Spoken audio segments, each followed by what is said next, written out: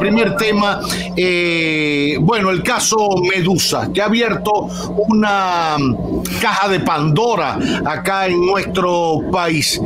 Vamos a analizar lo que se ha colado, lo que ha trascendido, lo que se le ha puesto lo que se ha filtrado. Roberto, dilo como es.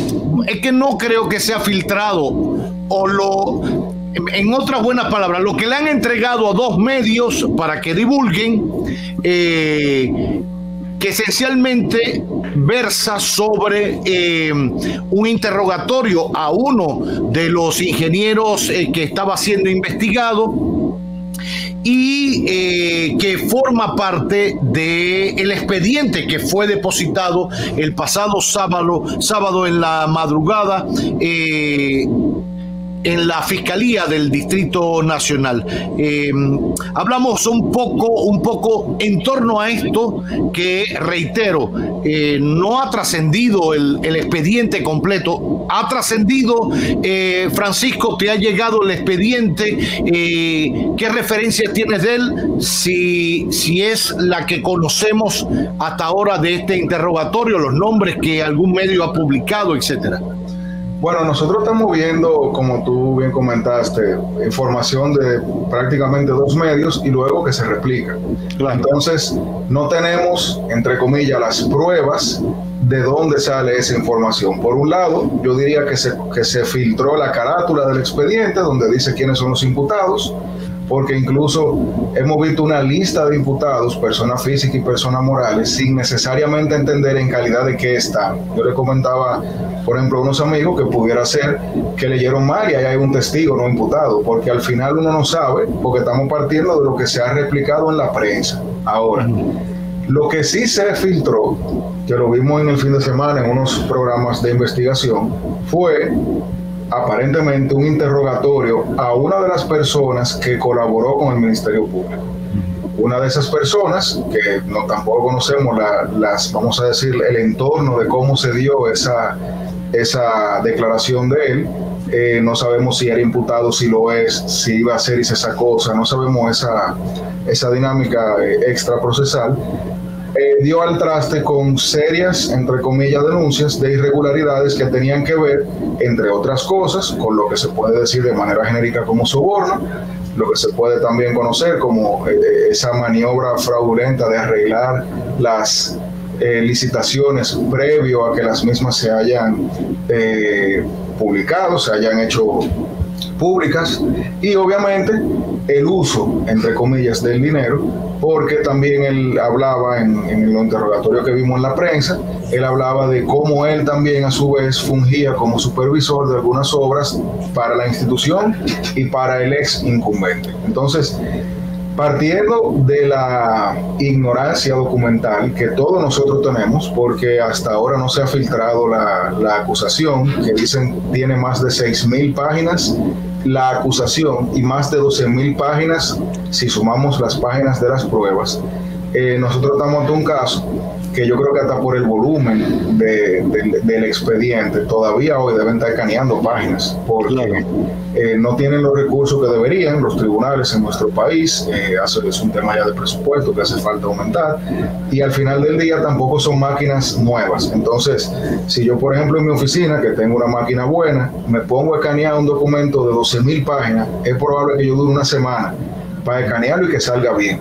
Entonces, yo por eso creo que lo que se ha filtrado ha sido quizás para decirlo en un lenguaje coloquial, esa carnita para que la sociedad vaya percibiendo lo que viene, porque si hemos visto algo es que hay un despliegue mediático. No estoy diciendo que sea de la Procuraduría, pero sí alguien ha tenido informaciones que todavía el resto de las personas, incluyendo los imputados, quizás no tienen, y muy probablemente a lo largo de estos días, hasta que se tenga la acusación, veamos eso. Incluso yo vi anoche, tarde, que parece que hay otra persona que testificó que va a dar otras declaraciones el día de hoy en otro medio. Entonces, estamos viendo como un tráiler de lo que va a ser la acusación, que yo creo está orientado a que la sociedad pueda ir creando esa expectativa de qué es lo que viene, versus el discurso que se había tenido luego de que se filtró también el informe de la Cámara de Cuentas,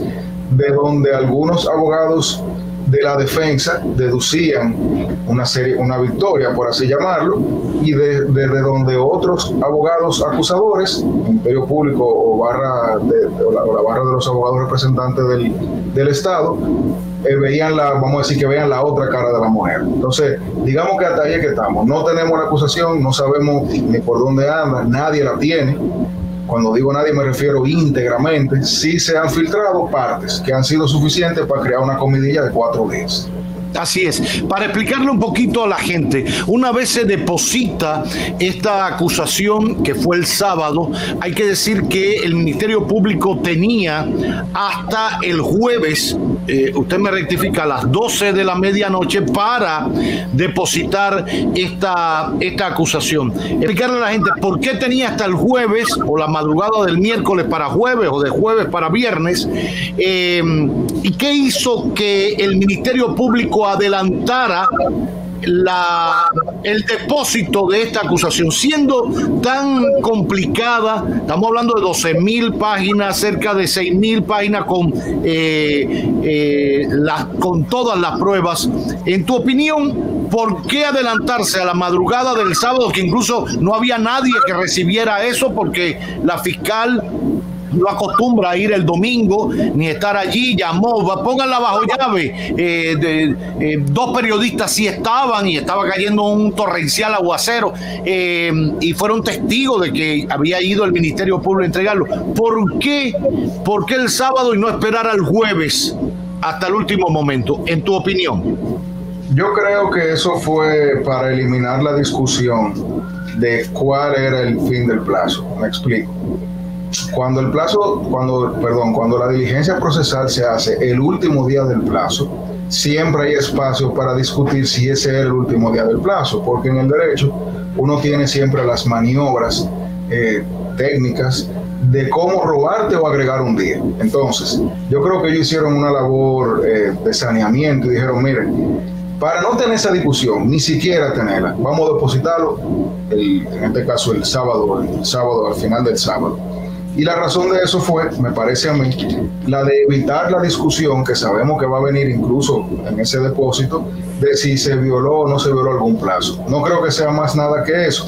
En el Palacio siempre, la jurisdicción de atención permanente siempre va a poder, siempre tiene personal, o sea que ellos, independientemente de que estén todos o no completos, siempre hay alguien que te la puede recibir, y que en teoría eso no significa nada nuevo, o sea, se hace de manera constante. Creo que ellos se quisieron curar en salud y no tener la discusión, o por lo menos alejar la discusión de si ellos violaron o no violaron algún plazo. Ahora, la otra pregunta, decías el tema de escanear y sacarle copia a esa acusación. Vuelvo, insisto, para que la gente tenga idea de qué se trata. ¿Qué es lo que debe estar haciendo ahora esta oficina en la Fiscalía? ¿A quién hay que sacarle copia? ¿Por qué hay que escanearlo? ¿Cuántas hay que sacarlas? Bueno, ahora mismo nosotros le voy a explicar lo que debe suceder antes del COVID y lo que está pasando ahora. Antes del COVID se le sacaban copias, ya sea que el Ministerio Público llevaba copias para cada uno de los imputados y 3 o 4 juegos más para el tribunal, o el tribunal le saque la copia para cada uno de los imputados y para 3 o 4 juegos del tribunal, y luego procedía a la notificación. Digamos que ese era el procedimiento antes del COVID. Luego del COVID se instituyó por necesidad la digitalización del proceso. Entonces se comenzaron a digitalizar los expedientes y a compartir esos expedientes en el mundo digital. Que dicho sea de paso, por un tema tecnológico, por lo menos en mi experiencia, casi todos los tribunales te comparten esos documentos no en un USB, sino en un CD, en un disco compacto. Lo cual obviamente en pleno 2022 es complicado porque, por ejemplo, una laptop hoy día viene sin lector de CD. Sí. Y probablemente una desktop, salvo que tenga ya un par de años atrás, también va a venir sin lector de CD. Pero bueno, el tema es que ahora mismo ellos deben estar en la labor de reproducción del expediente, dígase, porque no solamente la acusación, sino un juego de pruebas para cada uno de los imputados.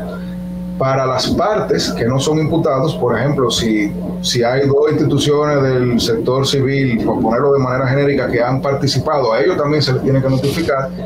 y entonces el tribunal se queda siempre con 3 o 4 juegos, porque siempre hay que buscar a quién notificarle en caso de que no se le haya notificado bien. Entonces, ¿qué está pasando ahora?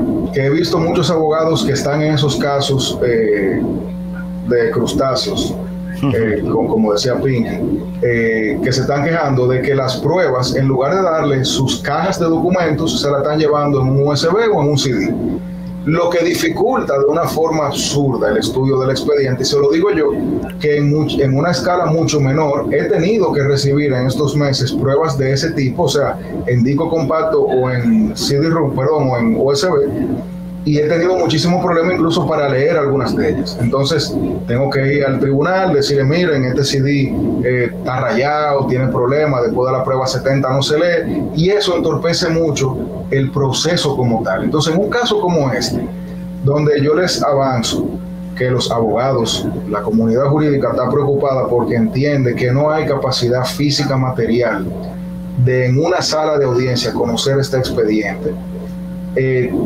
tantos imputados, con tantos incidentes, con tantas personas que van a estar abogando por sus derechos, lo mejor fuese, en lugar de reproducirlo de manera digital, como se ha hecho hasta ahora en muchos de esos casos, llevarlo en sus cajas, notificarlo con el alguacil y que cada parte tenga físicamente su expediente completo del tamaño que sea.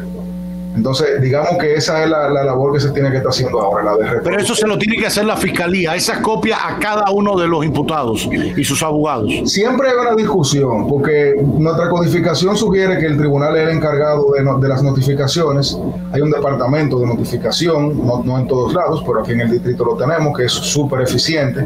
Sin embargo, la parte, en este caso la Procuraduría, al igual que si yo fuera, por ejemplo, un abogado acusador, tendemos a prepararle el expediente para que sea de la manera más fácil que se notifique. Entonces, tú llegas a un tribunal con 50, 60 imputados, con 12,000 páginas por expediente, para que ellos lo reproduzcan y lo notifiquen, es una receta del caos. Entonces, yo supongo que el Ministerio Público ahí coayudó al tribunal y probablemente sugirió o está ayudando con el tema de la reproducción.